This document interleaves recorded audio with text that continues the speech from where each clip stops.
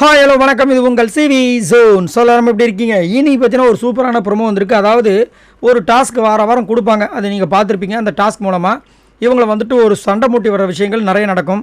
அது மட்டும் இல்லாமல் வெளியே போகும்போது வந்துட்டு யார் வெளியே போவாங்கன்னு சொல்லுங்கள் அப்படின்ற விஷயங்களை கேட்டு அங்கே வந்துட்டு ஒரு புகையை சின்னதாக வந்துட்டு மூட்டி விடுவாங்க. ஏன்னா அப்போ தானே அடுத்த வாரத்துக்கு உண்டான விஷயங்கள் நல்லா நடக்கும்.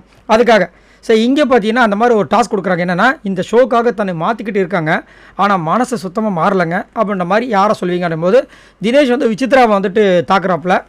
ஆனால் என்னையை பொறுத்த வரைக்கும் பார்த்தீங்கன்னா விசித்ராவோட ரியல் கேரக்டர் அதான். அதனால் அவங்க வந்து மாற்றிக்கிட்ட மாதிரிலாம் எனக்கு தெரியல. அவங்க ஃபேக்காக தான் இருக்காங்க. அதான் வந்துட்டு உண்மைன்ற மாதிரி எனக்கு தோணுது.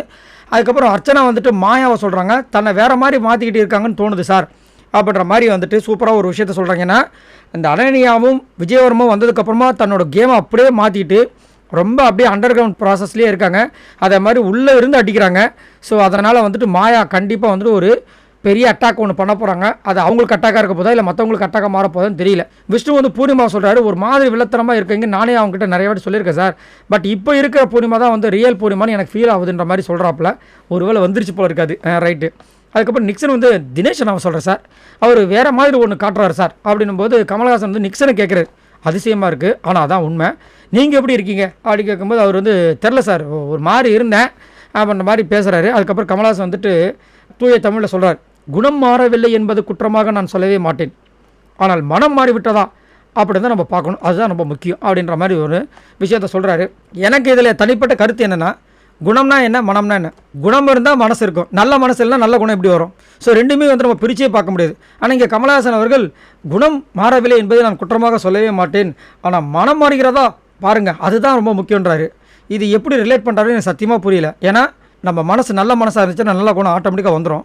நல்ல குணம் இருந்தாவே மனசு நல்லாவே தான் இருக்கும். கெட்ட மனசு இருக்கவங்க கண்டிப்பாக கெட்ட குணத்தில் தான் இருப்பாங்க. கெட்ட மனசு இருக்காருங்க ஆனால் நல்ல குணம் அப்படின்னு சொல்லவே முடியாது. இது எப்படி ஒரு தனியாக பண்ணுறாரு? இதுதான் வந்துட்டு நம்ம கமல்ஹாசன் கிட்ட வந்து ட்விஸ்ட் பண்ணுற மாதிரி ஒரு சில தமிழ் வார்த்தைகள் அவருக்கு புரிஞ்சு சொல்கிறாரா இல்லை நம்மளுக்கு குழம்புன்னு சொல்கிறாரான்னு தெரியாது. நிறைய விஷயங்கள் இந்த மாதிரி பண்ணிவிடுவார். ஸோ நீங்கள் சொல்லுங்கள், குணம் மனசு ரெண்டுத்தையும் இங்கே வந்து தனித்தனியாக காமிக்கிறார் நம்ம கமல் அவர்கள். இதை பற்றி தெளிவான விளக்கம் யாருக்குன்னா தெரிஞ்சதுன்னா எனக்கு சொல்லுங்கள். அது மட்டும் இல்லாமல் மாயாவை யாருமே அண்டர் எஸ்டிமேட் பண்ணுறது கிடையாது.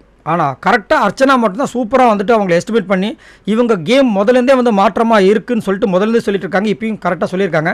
அதை பற்றி என்ன நினைக்கிறீங்க? பாய் நண்பர்களே.